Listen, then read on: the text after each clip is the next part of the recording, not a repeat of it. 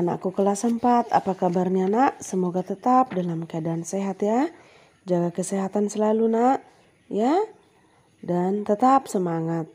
Salam jumpa dan salam sehat dari ibu. Ya anak-anakku yang baik, hari ini kita belajar agama. Sebelumnya kita berdoa. Dalam nama Bapa, Putra dan Roh Kudus. Amin. Bapa yang baik, puji dan syukur kami sampaikan kepadamu atas segala berkat-Mu yang masih dapat kami rasakan sampai pada saat ini. Terima kasih ya Bapa karena kami dapat belajar agama.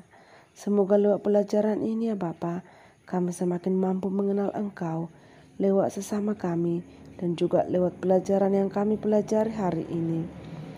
Semoga ya Bapa kasih-Mu juga menuntun setiap langkah hidup kami hari ini. Doa ini kami sampaikan kepadamu dengan perantaraan Kristus, Tuhan kami. Amin. Dalam nama Bapa, Putra dan Roh Kudus. Amin. Ya, mari kita lanjutkan pelajaran kita nak.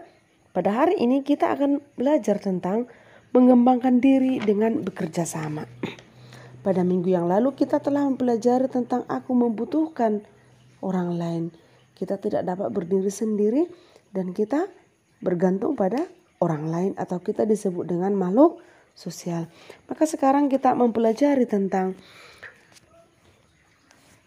bekerja sama, mengembangkan diri dengan bekerja sama. Ya, Allah menciptakan manusia dengan segala kelebihan dan keterbatasan yang dimilikinya. Ya, dengan keterbatasan yang dimilikinya, Allah berkenan kepada orang-orang yang bersyukur atas setiap kemampuan dan yang mengembangkannya. Juga kepada orang yang membenahi keterbatasan atau kekurangannya. Allah tidak berkenan kepada orang yang sombong, yang malas mengembangkan diri dan merendahkan sesama. Salah satu cara mengembangkan kemampuan diri adalah bekerja sama dengan orang lain. Bekerja sama dengan orang lain tidak dimaksud untuk menjadi sama seperti orang lain, melainkan untuk menambah pengetahuan kita tentang diri kita sendiri. Melalui kerjasama dengan orang lain, kita dapat mengetahui kemampuan dan keterbatasan kita. Dengan mengetahui keterbatasan kita, kita menjadi tahu bagaimana membenahi keterbatasan tersebut sehingga kita bisa menjadi lebih baik. Iya. Maka anak-anakku yang baik, kamu bekerja sama di kelas, di kelompok untuk mengerjakan sesuatu pelajaran.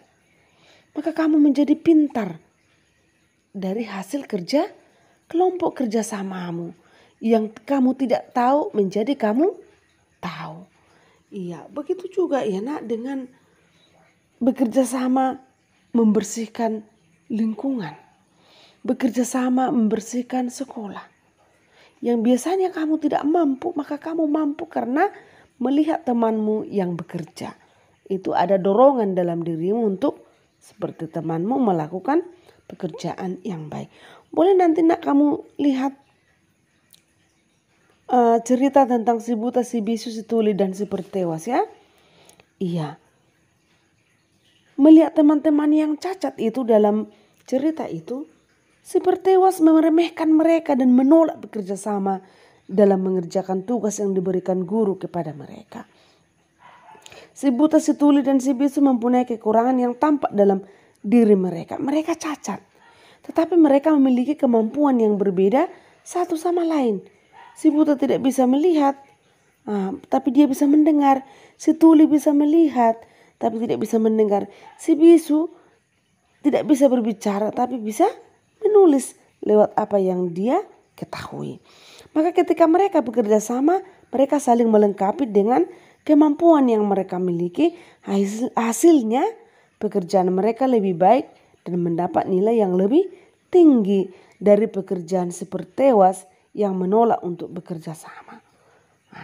Maka jangan contoh si pertewas, tetapi si buta, si tuli dan si bisu mereka saling bekerja sama. Iya, maka sikap-sikap yang harus kita utamakan yang positif dalam bekerja sama adalah sikap keterbukaan tentang yang apa kemampuan dan apa yang tidak bisa kita lakukan. Sikap toleransi terhadap apa yang mampu dan tidak mampu dilakukan oleh teman dalam bekerja sama.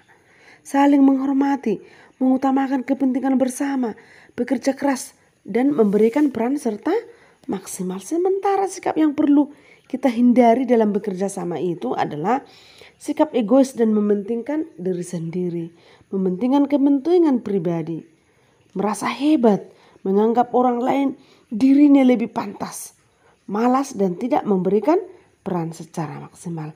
Maka nanti contoh ada ibu buat nanti drama ya, inspirasi dari semut yang bekerja sama. Boleh nanti kamu lihat. Dan dalam pelajaran ini juga kita akan melihat banyak anggota tapi satu tubuh. Terdapat pada 1 Korintus 12 ayat 14 sampai dengan 26. Bahwa anggota tubuh itu adalah kita, sedangkan tubuh itu adalah Kristus. Ya. Semua mempunyai peran dan fungsi sendiri-sendiri anggota tubuh ini. Artinya setiap orang menerima karisma atau nilai lebih yang diberikan Tuhan. Semua itu hendaknya dipakai untuk melayani orang dan bukan untuk menyombongkan diri.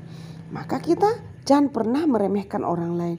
Kita dalam bekerja sama harus saling melengkapi dan saling bekerja sama dan saling menghormati. Maka anak-anakku yang baik, biasakanlah untuk bekerja sama untuk mengembangkan kemampuanmu. Sekian dan terima kasih.